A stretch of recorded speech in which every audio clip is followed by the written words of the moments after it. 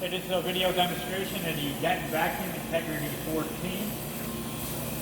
Right now we went and did the auto pump, so the high back valve open. Your gauges are here. IG1s read 9.1 times 10⁻8 torr. So the vacuum's good. We have a program set in here to deposit aluminum at 0.5 angstroms per second. We're going to deposit 20K angstroms. So what you need to do first is be certain that you have your filament glow power switch to the on. You can select either left or right both. Right now we're going to use the left. And we want our shutter in the auto position.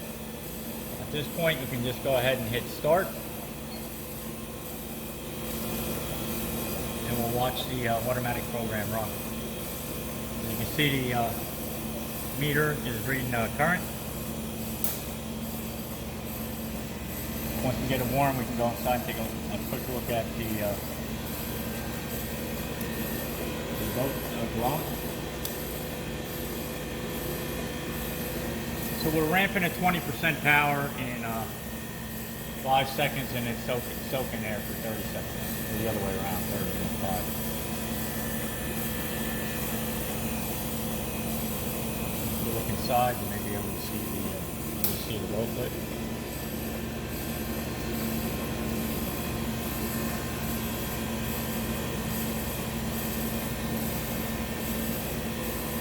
Shutter opened automatically, and we're depositing at 0.5. And the total thickness of 20 angstroms.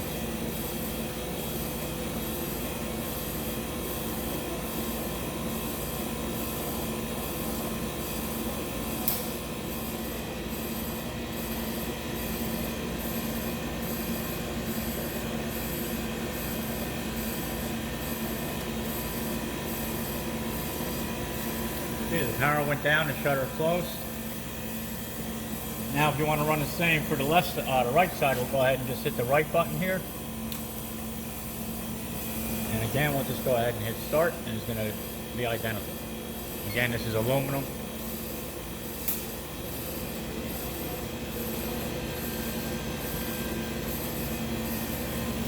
See the currents rising.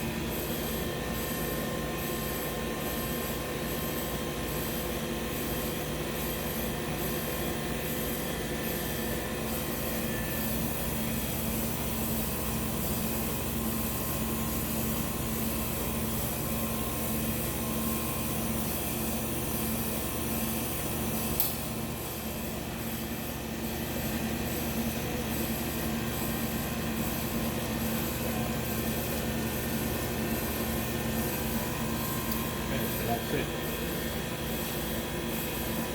So at this point, we'll just go ahead and we'll vent the chamber, and we'll take a look at the inside, and we'll just use our auto vent, which closes our high vac valve, and then we'll vent the chamber. Just want to point out here. Okay, so it's venting out. I just want to point out here a few how this our gauges work here. I have the this is a full cathode gauge for IG1, automatically being turned on by using the TC1 setting and automatically shut off. So that's what TC1 is. The if you look at the schematic here, it's the thermocouple reading the chamber. We also have a TC2, which is basically just reading your vacuum pump.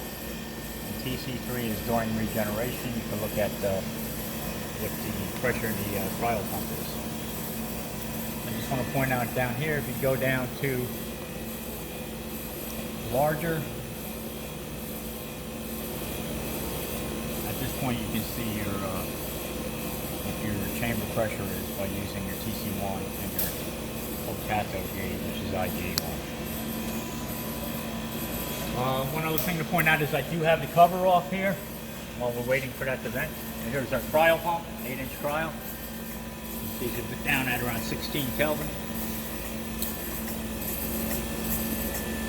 I just want to point out too, there is a heater transformer in here being controlled by this SSR control unit here, which is then controlled by your CN760 7600. There is no heater attached, but it does give you the capability. I'll point it out when we open the chamber where you can attach it here. Your filaments are your transformers for your filaments are right is in the front, left in the back. You can only run one at a time. That's switched by our switch up here, and is being controlled by this SSR here. This cable hanging off here, if you ever decide you want to run it manually using your knob in the front, you just pop this off, disconnect it off, put this one on, and then you can run it using your filament adjust here. That'll take the XTC out of the loop. While we're down here, I just want to point out there is a cryo vent, so if you want to vent your cryo during regeneration, you want to go ahead and open this up. And if you want to vent your mechanical pump when you shut it off, you can go ahead and open that up. That exposes that to the vent line. Okay, we're pretty close to atmosphere, so we should be able to go ahead and open it up. Take a look at the inside of the chamber. I just want to point out too, I'm going to switch the shutter to manual, and now you have control of the shutter with this switch down here, as long as this switch is in manual mode. And as you can see, we can open and close the shutter.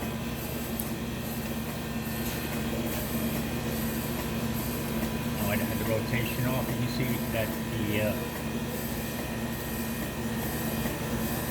substrate holder is rotating. If you look up from this angle here, you can take a look at what that looks like. While we're there, we do have our crystal monitor right here. There is a thermocouple in here to measure the temperature for your heat if you had that installed, but it's not installed on the system. And that would come up through the two posts in the back here. And back to the two posts. Just an option that's not installed, but a lot of the electronics are here. You have your boats here. We had aluminum, little aluminum pellets were placed in there to do the demonstration.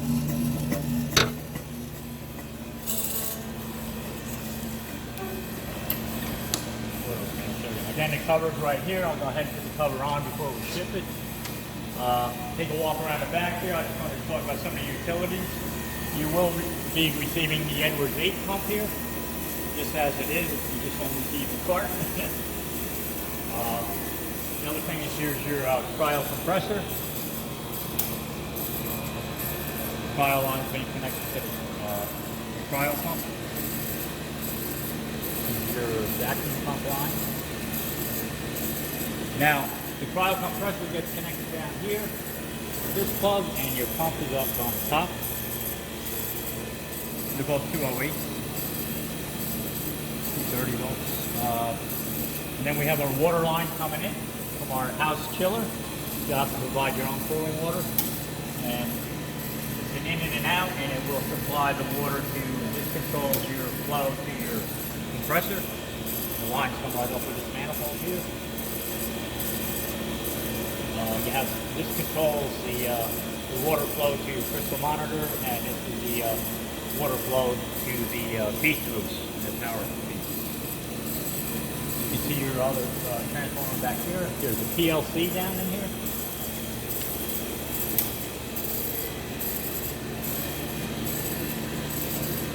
Well, I guess that's about it for now. That shows that the thing is working properly.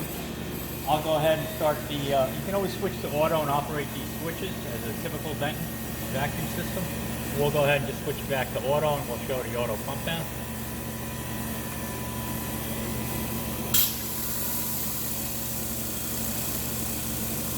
thermocouple 1 is reading the roughing vacuum, and we'll watch that automatically cross over.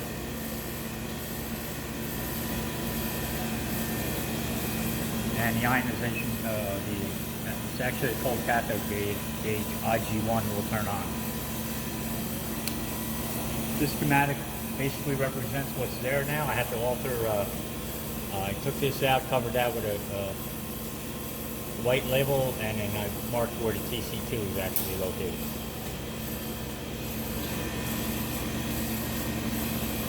You do have a regen valve to rough out the cryo. That's all about this. The regeneration is all done manually.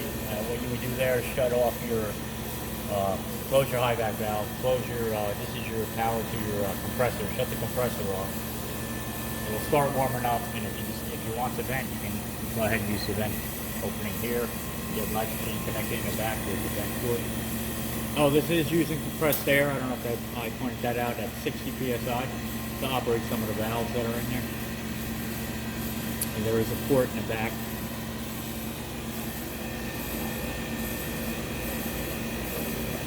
And the entire system is running off of, I got it on the 60 amp breaker, 2 phases, a ground and a neutral.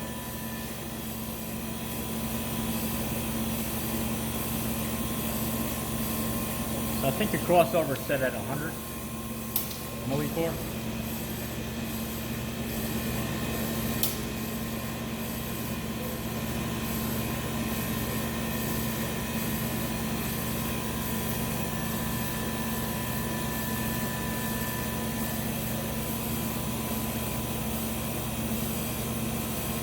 While we're waiting for that, I'll just come around back. I want to point out where the lines are for your, I don't think I mentioned it before.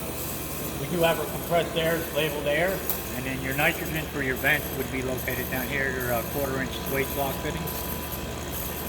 And your 1/2 inch swage lock fittings coming in for your in and out of your house cooling water. Or your mess lab or whatever you're using. So we're just waiting for the crossover, and we'll watch it go through its auto pump.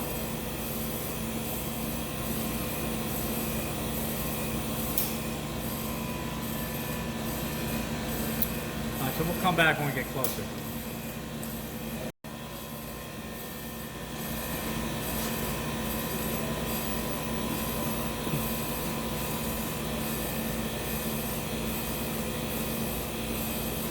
Alright, so we're waiting for 100 millitorr, we're almost there. Be 1 times 10 to the minus 1.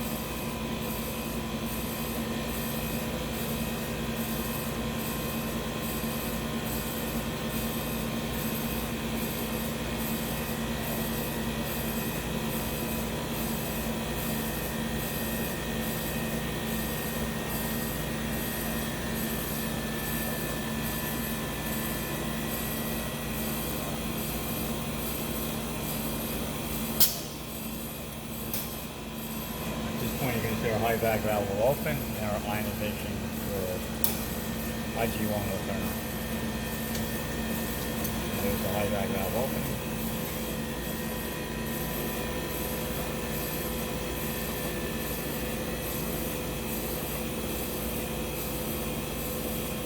Okay, that's our demonstration.